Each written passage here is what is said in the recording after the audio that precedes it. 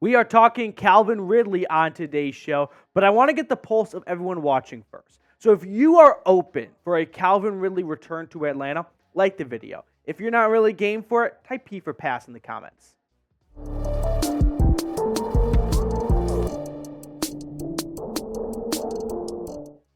Let's talk about a Calvin Ridley return on this edition of Falcons Today, because I think everyone watching will have some level of mixed emotions on just the idea and the possibility/probability of it happening.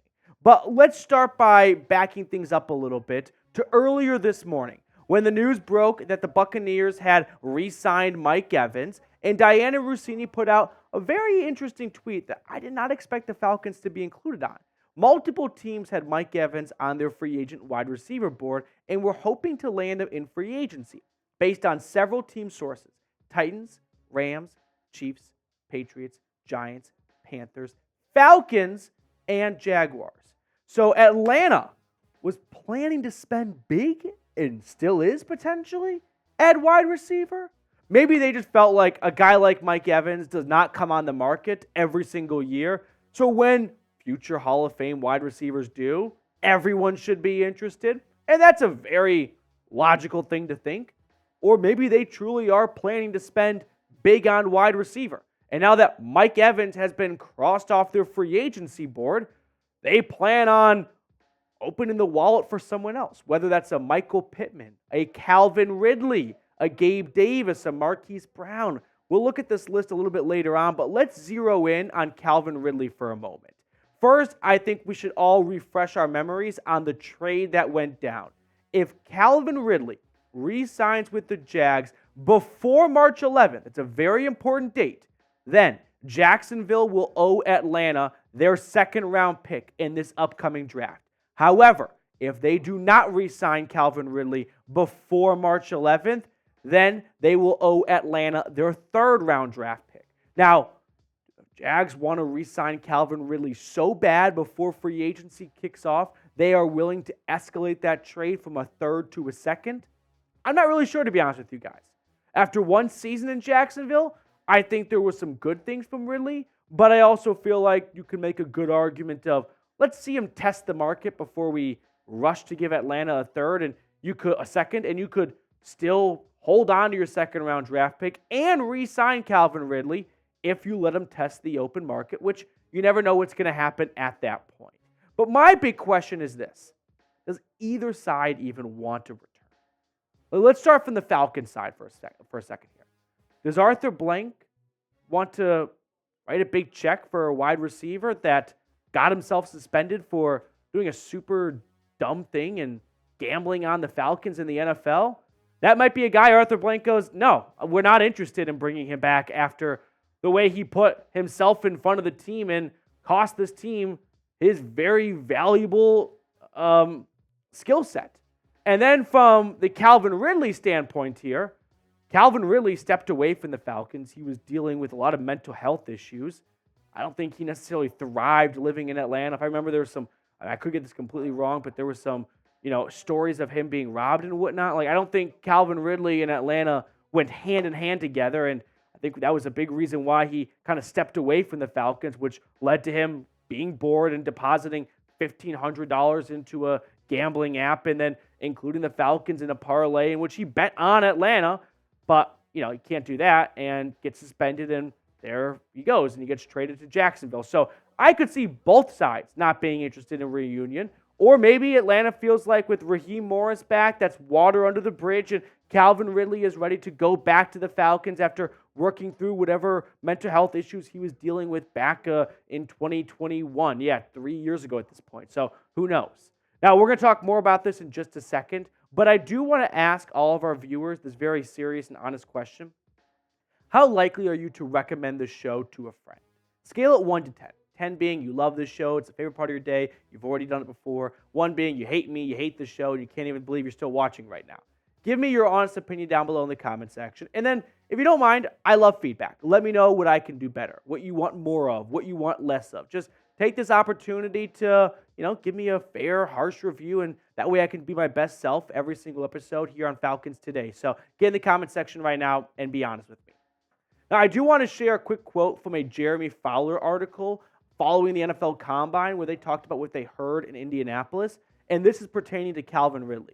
Fowler wrote, "The Jaguars very much want to re-sign receiver Calvin Ridley, who had a good experience in Jacksonville, but they know that will be tough if he reaches the negotiating period starting March 11th. The expectation is he will put up a rather gaudy number on a per-year average. Teams see elite ability there."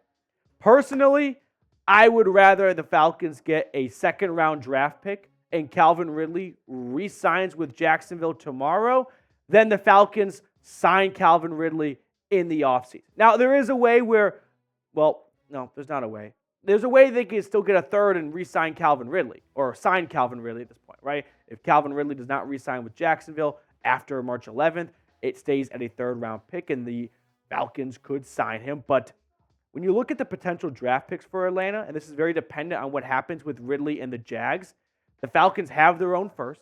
They may trade their second for Justin Fields, and if they do, and Calvin Ridley re-signs with Jacksonville, then all of a sudden they get their second-round draft pick back, right, or via Jacksonville.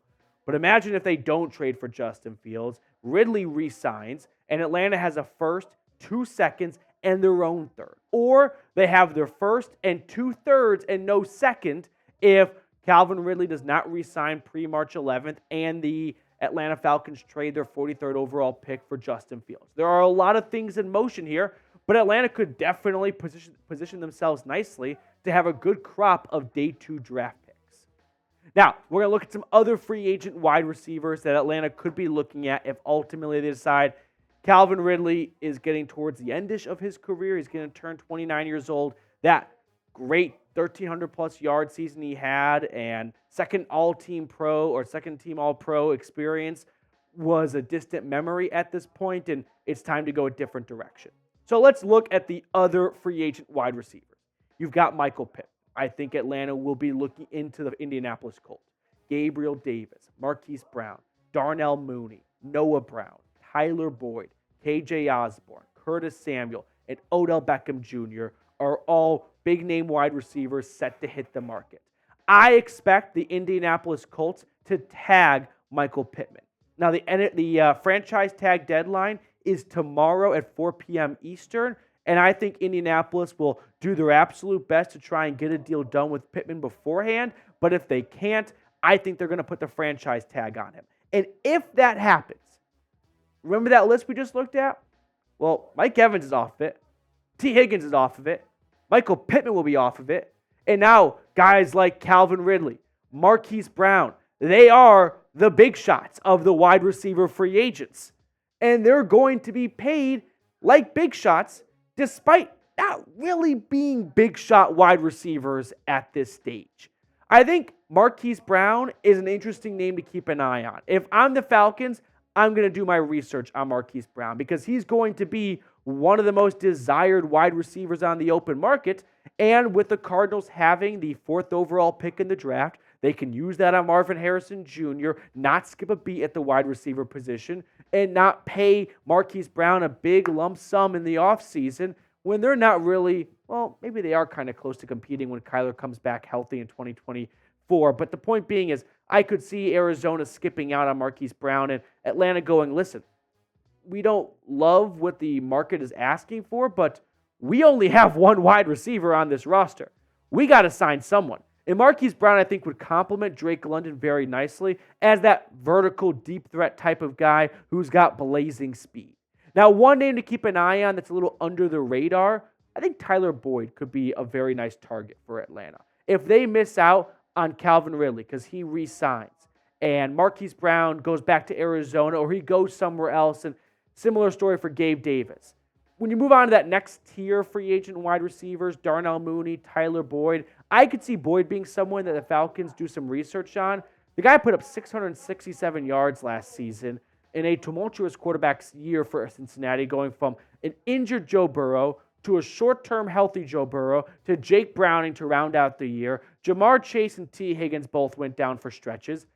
Tyler Boyd, sure, 667 yards and 2 touchdowns isn't eye-popping numbers, but you're not paying him for eye-popping numbers. And I think he could come in for a very low-level, team-friendly type of contract and he would do a nice job filling in for where Matt Collins was last year, where his greatest highlight was the defensive pass interference he drew against the Packers. All right, who do you want the Falcons to sign, though? Get in the comment section right now and let me know which wide receiver or anyone else you would like to see Atlanta pursue in NFL free agency. I'm always curious to see what names you guys come up with. That will do for us on this edition of Falcons Today. Thank you guys so much for tuning in. Always a blast for those of you that watch all the way to the end of the video. Usually I say type ATL in the comment section, but let's go a different direction. Let's just drop an emoji. Drop your #1 used emoji in the comment section. That way I can get a good gauge of what people are, or which people are watching all the way to the end of the video.